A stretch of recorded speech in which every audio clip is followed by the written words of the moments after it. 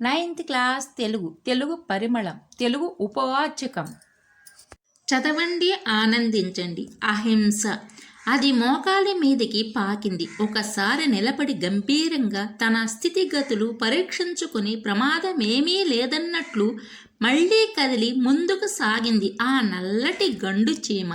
నిద్రమత్తు కళ్ళతో దాన్నే స్తబ్దుగా చూస్తున్నాడు చంటి. అంతవరకు ఓపిగ్గా దాన్ని గమనిస్తూ వచ్చాక దాని మీద హఠాత్తుగా ఆసక్తి పోయి విసుగు పుట్టేసి బొటన వేలికి మధ్య వేలును సంబంధించి లాగి ఒక్కటి తగిలించాడు. గండు చీమ ఎగిరి నేల మీద పడి సర్దుకుని నిలబడి దొరికిపోయినట్టు తికమకగా ఎటు పారిపోవాలో అని కాసేపు దిక్కులు చూసి వెనక్కి తిరిగి పలాయనం చిత్తగించింది. ఒక మోకాలి మీద గడ్డం ఆంచి నిర్లక్ష్యంగా పారిపోతున్న దాన్ని గమనిస్తూ దిగుల్లో పడిపోయాడు చంటి.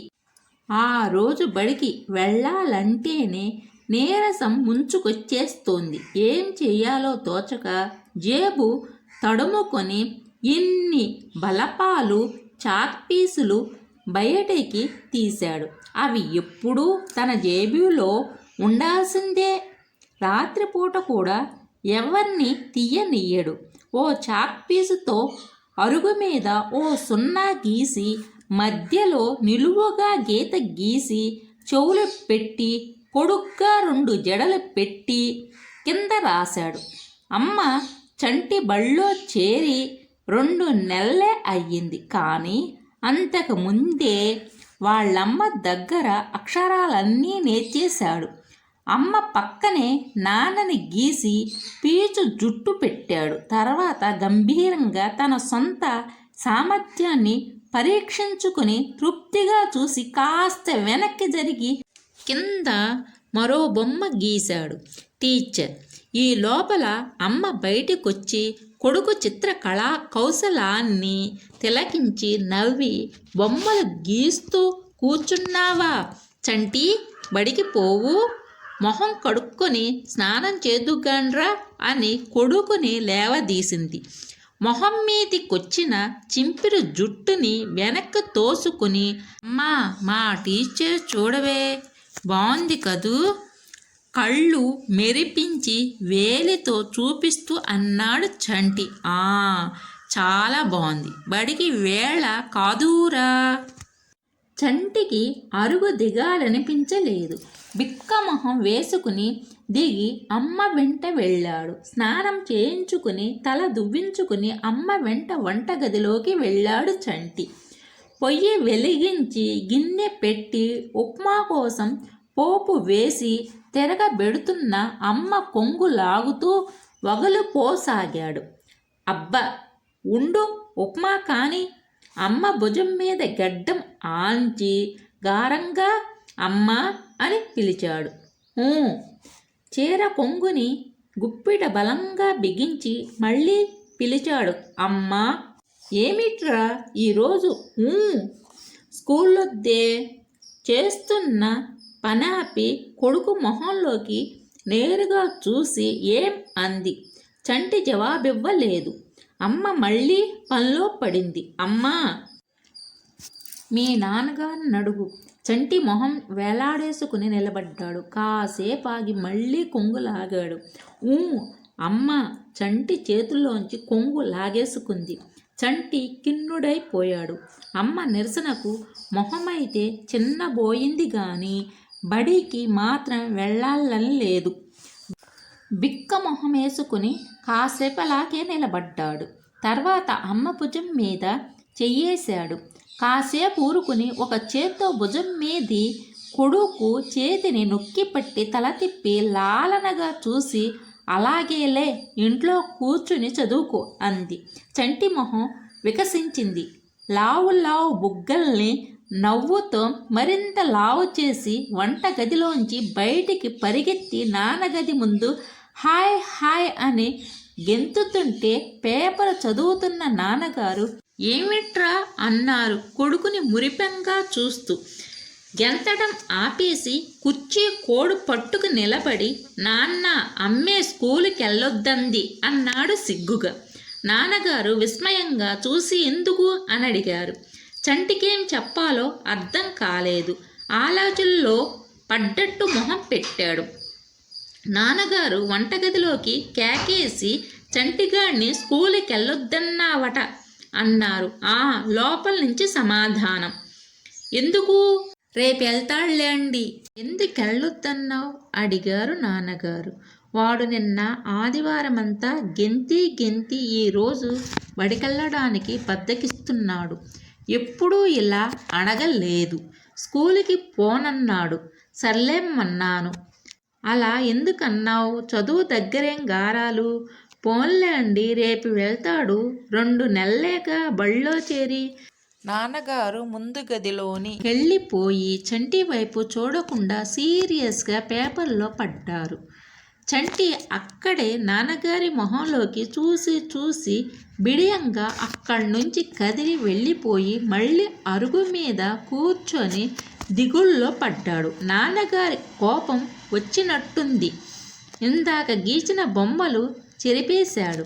ఎండ వాలు కాస్త ఎక్కువయ్యే వేళకి లేచి ఇంట్లో చాప మీద కూర్చుని హోంవర్క్ చేస్తున్న అక్క దగ్గరికెళ్ళి, అక్క, కేరం బోర్డు ఆడుకుందామా అడిగాడు కుతూహలంగా.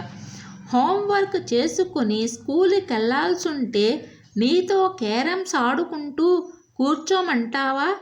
చంటి బాసి పట్లేసి కూర్చుని బుద్ధిగా అక్క చేస్తున్న పని వైపు చూస్తూ చదవడానికి ప్రయత్నించాడు. అసలేం అర్థం కాలేదు. విసుగు పుట్టి లేచి పెరట్లోకెళ్ళాడు. బంతి పువ్వు మీద కూర్చుని సీతాకోక చిలుకొకటి కనిపించింది. చప్పుడు చెయ్యకుండా వెళ్ళి పట్టుకోబోయాడు. సీతాకోక చిలుక ఎగిరిపోయి మరో చోట వాలింది. చంటి మళ్ళీ పట్టబోయాడు. అది ఆకాశంలోకి లేచి పెరటి గోడ దాటి ఎగిరిపోయింది. చంటి నిరాశ పడిపోయి ఇంకేమన్నా సీతాకోక చిలుకలున్నాయా అని చూశాడు. లేవు. ఇంకొంచెం ముందు వచ్చుంటే ఉండేవి. చంటి బంతిపూలు కోద్దామా అని ఆలోచించాడు. అమ్మ తిడుతుంది. నేల మీదికి చూశాడు. పెరటి గోడ మొదట్లో గడ్డి పూలున్నాయి. వెళ్ళి ఒక్కోటి కోస్తుంటే వాన పామొకటి బద్ధకంగా కదులుతూ కనిపించింది. చంటి అటూ ఇటూ చూసి ఓ ఎండు పుల్ల నేరి వానపాముని కదిలించాడు. అది కాస్త వేగంగా కదిలి గడ్డి మొక్క పక్కన చిన్న బొరియలోనికి దూరిపోయింది. ఎండు పుల్లతో బొరియలోకి గుచ్చాడు. వానపాము బయటికి రాలేదు. గడ్డి మొక్క పట్టి పీకాడు. బొరియ పెద్దదయ్యింది. కానీ వానపాము మాత్రం రాలేదు. అయితే బలంగా పీకేసరికి గడ్డి మొక్క వేళ్లతో సహా ఊడొచ్చి చంటి వెనక్కి చిత్తడిలోకి పడ్డాడు. చీచి, బొరదైపోయింది. ఒరే చంటి, ఉప్మా తిందుగాన్రా. లోపల నుంచి అమ్మ కేకేసింది. మొహమంతా చిన్నపుచ్చుకుని లోనికొచ్చిన చంటిని చూసి, చీచి గాడిద, ఇందాకే కదరా స్నానం చేశావు అని బుగ్గ గిల్లి లాక్కెళ్ళి చొక్కా లాగు తీసేసి నీళ్ల గదిలో చంటి కాళ్ళు చేతులు కడిగింది. చంటికి బుగ్గ మంట పెట్టింది. కళ్ళల్లోకి నీళ్ళొచ్చాయి. రోషం వచ్చింది. అమ్మ లోపలికి తీసుకెళ్ళి వేరే బట్టలేసి ఉప్మా పెట్టింది. చంటి ఉప్మా తిని వీధి గుమ్మం దగ్గర నిలబడ్డాడు. పక్కింటి హరిగాడు పలకా పుస్తకం పట్టుకుని, ఏరా కిరణ్, బడికి రావా అని అడిగాడు. చంటి పోజుగా తల పైకెగరేసి లేదన్నట్టు తల ఊపాడు. మా అమ్మ వెళ్ళొద్దంది. హరికి అర్థం కాలేదు. దేనికి? నేనే పోనన్నాను. అసలు స్కూలుకే రావా? వస్తాను, ఈరోజు రాను. మరి మీ అమ్మ కొట్టదా? మా అమ్మ కొట్టదుగా అన్నాడు చంటి గర్వంగా. హరి వెళ్ళిపోయాడు. చంటి ఇంకాసేపు అక్కడే నిలబడి ఇంట్లోకొచ్చాడు. తెలుగు వాచిక ముందేసుకు కూర్చుని బొమ్మలు చూడడం మొదలెట్టాడు. కాసేపటికి అక్క స్కూలుకెళ్ళిపోయింది. బట్టలేసుకుని నాన్నగారు 10ంటికి ఆఫీసుకి వెళ్ళిపోయారు.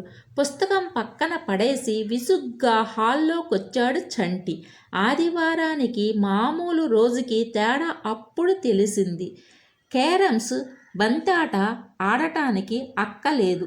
స్కూలుకెళ్ళిపోయింది. ఒళ్ళో కూర్చోబెట్టుకుని కథలు చెప్పడానికి మురిపించడానికి నాన్నగారు లేరు. ఇల్లంతా బోసిపోయి మోగగా కనిపించింది. నాన్నగారి కుర్చీ ఖాళీగా కనబడితే దిగులుగా వెళ్ళి కూర్చుని బల్లమీదున్న లావుపాటి పుస్తకాన్ని ఒళ్ళో పెట్టుకుని పేజీలు తిప్పడం మొదలెట్టాడు. లోపల బొమ్మలేం లేవు. చంటికి ఒకసారి నాన్న చెప్పిన విషయం గుర్తుకొచ్చింది. నాన్న ఈ పుస్తకం చదువుతుంటే, ఏమిటి నాన్న అది అని అడిగాడు తను. నా పుస్తకం నాన్న, ఏముంటుంది అందులో? ఆఫీసు మాటలుంటాయి. ఓ అని అర్థమైపోయినట్టు కళ్ళు మెరిపించాడు. ఎంత పెద్ద పుస్తకమో అన్నాడు తను మళ్ళీ. నాన్నగారు నవ్వి, నువ్వు రోజు స్కూల్కెళ్ళి బాగా చదువుకుంటే ఇంతకంటే పెద్ద పుస్తకాలు చదివేస్తావు నాన్న అన్నారు. తనకు భలే సంతోషమేసింది. ఈ విషయం గుర్తుకు రాగానే హాయిగా నవ్వుకుంటూ కుర్చీ వెనక్కి వాలి ఆలోచనలో పడ్డాడు. తను స్కూల్కెళ్తాడు, బాగా చదువుకుంటాడు, నాన్నగారిలా పెద్ద పెద్ద పుస్తకాలన్నీ చదివి పారేస్తాడు. ఒళ్ళోని పుస్తకం అపురూపంగా కనిపించి దాన్ని ప్రేమగా నిమిరి జాగ్రత్తగా బల్ల మీద పెట్టాడు. గుండె ఉరకలేస్తుండగా అమ్మ దగ్గరికి పరిగెత్తాడు. అమ్మా అమ్మా, నేనేం నాన్నగారిలా పెద్ద పెద్ద పుస్తకాలన్నీ చదివేస్తాను, పెద్దయ్యి అన్నాడు ఉత్సాహంగా. ఊహూ అంది అమ్మ నిరాసక్తత చూపుతూ. ఇదంతా పెద్ద పుస్తకాలు, 2 చేతుల నడుమ గొప్ప ఖాళీని చూపుతూ అన్నాడు. ఎలా, నువ్వు సరిగ్గా బడికెళ్ళవుగా? కంటి ఉత్సాహం నీరుగారిపోయింది. కిన్నోడై వెళ్ళిపోతున్న కొడుకుని చూసి నవ్వుకుంది అమ్మ. చంటి పెరట్లోకొచ్చాడు. బాగా ఎండ కాసింది. ఆడుకోవాలని పెంచలేదు. ఇంట్లోకొచ్చేశాడు. మళ్ళీ వెళ్ళి నాన్నగారి కుర్చీలో కూర్చున్నాడు. హరిగాడేం చేస్తున్నాడో? నిన్న హరిగాడితో తనంత ఆడుకున్నాడో? హరి గుర్తుకొచ్చేసరికి చంటికి స్కూలు గుర్తుకొచ్చింది. స్కూలుతో పాటు టీచర్ గుర్తుకొచ్చింది. టీచర్ అంటే చంటికి భలే ఇష్టం. ఎన్నెన్నో కథలు చెబుతుంది. కొట్టనే కొట్టదు. బెత్తం మాత్రం చేతిలో ఊతంగా ఊగుతూనే ఉండాలి. చంటికి తన డెస్క్ గుర్తుకొచ్చింది. ఖాళీగా ఉండి ఉంటుంది. చెప్పలేనంతగా దిగులేసింది. లేచి ఇంట్లోంచి బయటికెళ్ళాడు. బయట దూరంగా రోడ్డు పక్కనే ఓ చెట్టు మొదట్లో కొంతమంది పిల్లలు గోళీలాడుతున్నారు. వెళ్ళి కుతూహలంగా చూస్తూ నిలబడ్డాడు. చంటి చూస్తుండగానే వాళ్ళల్లో వాళ్ళకి కొట్లాట మొదలయ్యింది. చంటికి భయమేసి ఇంట్లోకి దూరిపోయి పెరట్లోకెళ్ళాడు. 3 రాళ్ల నేరి తను గోళీలాట మొదలెట్టాడు. ఎండలో చురుకుపాలు చాలా పెరిగింది. ఒంటరిగా ఆడినంతసేపు ఆడి రాళ్ళు పారేసి ఇంట్లోకొచ్చాడు. అమ్మ బియ్యం చెరుగుతోంది. దగ్గరికెళ్ళి, అమ్మా తాయిలం చెయ్యవు అని అడిగాడు. రోజు తాయిలం ఎక్కడి నుంచి తెచ్చేదిరా? నిన్న తినలేదు. ఊహు చెయ్యి. ఊహు, నిన్నంటే అక్క కూడా ఉండింది కదా, అక్క మళ్ళా తింటుందిలే. బాగుంది. నువ్వు స్కూలుకి వెళ్ళనప్పుడల్లా తాయిలాలు చేసి పెట్టాలా? ఆదివారం పూటంటే అందరూ ఉంటారు, అందరూ తింటారు. మళ్ళీ ఆదివారం చేస్తాలే ఉక్రోషంగా చంటి అక్కడి నుంచి వెళ్ళిపోయాడు. ఇప్పుడు పూర్తిగా ఒంటరితనం కనిపిస్తోంది. ఆడుకోవడానికి ఎవ్వరూ లేరు. వెళ్ళి క్యారం బోర్డు ముందేసుకుని ఒక్కడే ఆడటం మొదలెట్టాడు. ఇటునుంచి అటు కొట్టి స్ట్రైకర్ని అవతలికెళ్ళి తెచ్చుకోవాలంటే చిరాకేసింది. బోర్డు నెత్తకుండా ఎక్కడి కాయిన్స్ అక్కడే పడేసి లేచిపోయాడు. బయటకొచ్చి చూశాడు. గోళీలాడుకునే పిల్లలు లేరు. అమ్మ దగ్గరికెళ్ళి, అమ్మా కథ చెప్పు అన్నాడు. పనులు చేసుకుంటుంటే. కథలు కావాల్సొచ్చాయా? పనుందిప్పో. అక్కడే కూర్చుని అమ్మ బియ్యం చెరగడం చూస్తూ మెల్లగా జరిగి ఒళ్ళో తల దాచుకోబోయాడు. తోసేసింది. అప్పుడొచ్చింది ఏడుపు. లేచి నిలబడి కాళ్ళు నేలకేసి కొట్టి ఏడుస్తూ వెళ్ళి చాప మీద పడుకున్నాడు. చంటికి మళ్ళీ స్కూలు గుర్తుకొచ్చింది. గుంపులు గుంపులుగా పిల్లలు తెలుగు వాచకం పట్టుకున్న టీచర్ చాలా ప్రియంగా కనిపించారు. స్కూలు మీద అనుకోని ప్రేమ ముంచుకొచ్చేసింది. అలాగే పడుకుని నిద్రపోయాడు చంటి. సాయంత్రం 4:30కు నిద్రలేచి కాసేపు అటూ ఇటూ తిరిగి వీధి గుమ్మం దగ్గరికెళ్ళి నిలబడితే హరిగాడు స్కూల్ నుంచి ఇంటికొస్తూ కనిపించాడు. ఒరేయ్ కిరణ్, నువ్వు రాలేదురా, టీచర్ భలే కథ చెప్పింది. ఉత్సాహంగా ముందుకు వంగి ఏం కథరా అడిగాడు చంటి. జింక నక్క కథ. ఒరే నాకు చెప్పరా, తర్వాత చెప్తారా. టీచర్ నువ్వు రాలేదేమంది, నువ్వు చెడిపోతున్నావని చెప్పింది. చంటి గుండె దిగజారిపోయింది. ఒరే, ఈరోజు కేశవం మాస్టారు మా అందరి చేత కబడ్డీ ఆడించారు. వాళ్ళ క్లాసు వాళ్ళకి మనకు ఎవరు గెలిచారా? మనమే.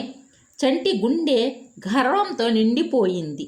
హరి వెళ్ళిపోయాక చంటి దిగాలుగా ఇంట్లోకి వెళ్ళాడు. సాయంత్రం నాన్న అక్క వచ్చేశాక బాగా ఆడుకున్నాడు. ఊరికే నాన్న దగ్గర నుంచి అక్క దగ్గరికి, అక్క దగ్గర నుంచి నాన్న దగ్గరికి తిరిగాడు.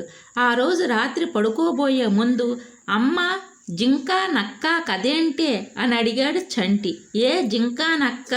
నాకేం తెలుసు, మా టీచర్ చెప్పిందంట హరిగాడు అన్నాడు. అదా అని అమ్మ చెప్పడం మొదలెట్టింది. అనగనగా ఓ అడవిలో ఓ జింక ఉండేదట. ఓ నక్క దాన్ని చూసి ఎలాగైనా తినేద్దామని దాంతో స్నేహం చేసిందంట. చంటి ఒళ్ళంతా చెవులు చేసుకుని కథ విన్నాడు. కథ విపరీతంగా నచ్చేసింది. బాగా పొద్దుపోయాక అమ్మ గుండెల్లో వెచ్చగా మొహం దాచేసుకుని ఏవో ఆలోచనలో పడిపోయిన వాడల్లా ఉన్నట్టుండి తల పైకెత్తి అమ్మ రేపు తొందరగా నిద్ర లేపాలి అన్నాడు.